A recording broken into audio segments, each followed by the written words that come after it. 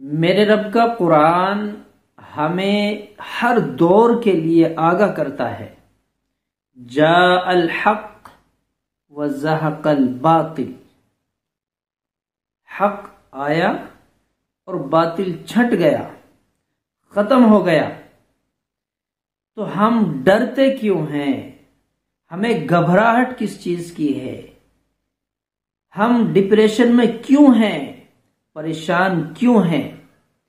میرے بھائی، میرا رب قرآن میں ہمیں ہر چیز کی ایک ایک لفظ کی اور دنیا میں آنے والی علامتوں کی نشاندہی کرا رہا ہے۔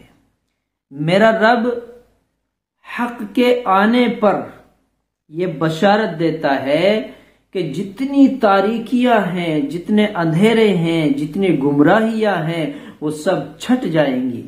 حق آئے گا، باطل ختم ہو جائے گا۔ آخر وجہ کیا ہے کہ آج میرا ایمان والا ہر بھائی، ہر فرد دل میں ڈر لیے بیٹھا ہے؟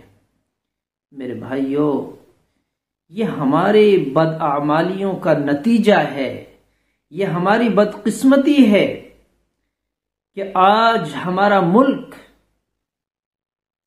اس ڈگر پر ہے، اس نہج پر ہے۔ یہ کشتی ڈوبنے کو تیار ہے۔ اب ہمیں ضرورت ہے قدم بڑھانے کی، ہمیں ضرورت ہے اللہ کے احکام پر عمل کرنے کی، ہمیں ضرورت ہے نبی کی وہ سنتیں جو آج ہم بھولے بیٹھے ہیں انہیں اپنانے کی، ان پر عمل کرنے کی، ان کو اختیار کرنے کی۔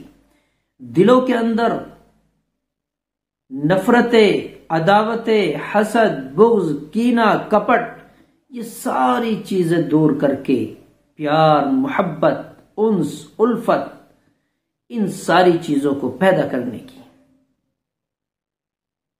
ایک ایسا نظام ہمیں سمجھنا ہے، بنانا ہے۔ میرا رب ہم سے چاہتا کیا ہے؟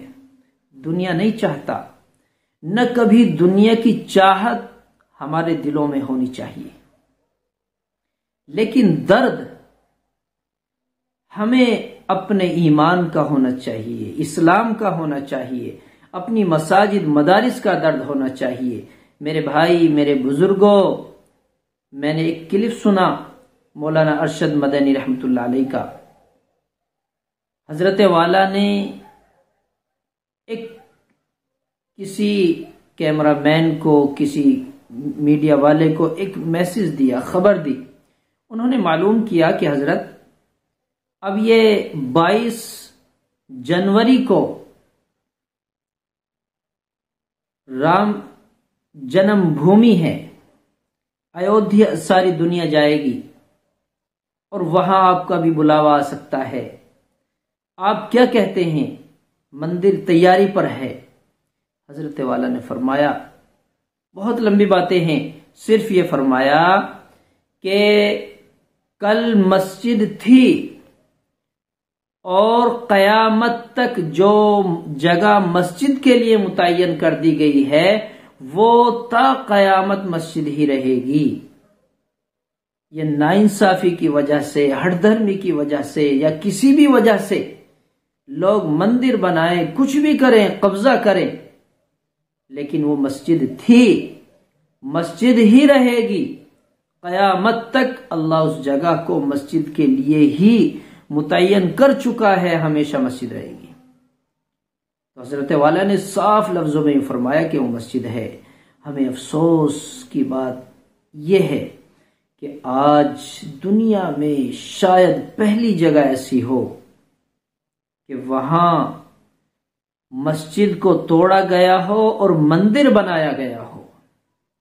ہمیں چاہیے کہ ہم اپنے رب کے ان حکموں پر عمل کریں جنہیں لے کر صحابہ کرام دنیا کے کونے کونے پر پہنچے ہیں، اسلام کا پرچم لہرایا ہے اور دعوت اللہ پر محنت کی ہے۔ حق کا بول بالا کیا ہے، کلمہ اعلاء کلمت اللہ کو بلند کیا ہے، ہمیں بھی یہی کرنا ہے۔ افسوس نہیں کرنا، غم نہیں کرنا۔ مسلمان جگہ کے لیے نہیں ہے، ہزاروں لاکھوں مسجدیں بنا دیتا ہے، جہاں ضرورت ہوتی ہے مسجدیں تیار ہو جاتی ہیں۔ اب ہمیں تو صرف یہ کرنا ہے کہ ہمیں رحمت کی دعا کرنی ہے، اپنے رب سے امن کی دعا کرنی ہے کہ میرے مولا ہمارے اس ملک کی فضا کو برقرار رکھ، امن میں رکھ، شانتی سکون کے ساتھ رکھی۔ کہیں ایسا نہ ہو کہ فساد ہو جائے، دنگا ہو جائے۔ خاموشی ہمارے لیے سب سے بڑا ہتھیار ہے۔ ایمان والے کے لیے چپ رہنا، خاموش رہنا، اللہ سے دعا کرنا، اللہ کی طرف رجوع کرنا سب سے بڑا ہتھیار ہے، اور اسی پر ہمیں عمل کرنا ہے۔ 22 تاریخ کے لیے، کل کے لیے ہو سکتا ہے اگر اللہ آپ کو توفیق دے روزہ بھی رکھ لیں، توبہ استغفار کریں، دعا کریں کہ میرے مولا وہ جگہ تیرا پاک گھر تھا اور آج اس میں بتوں کی پوجا کے لیے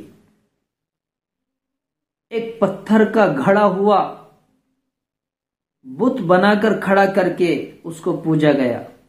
میرے رب تو انصاف کرنے والا ہے، اور تیرے یہاں انصاف ہی انصاف ہے، ذرہ برابر بھی نا انصافی نہیں ہو سکتی۔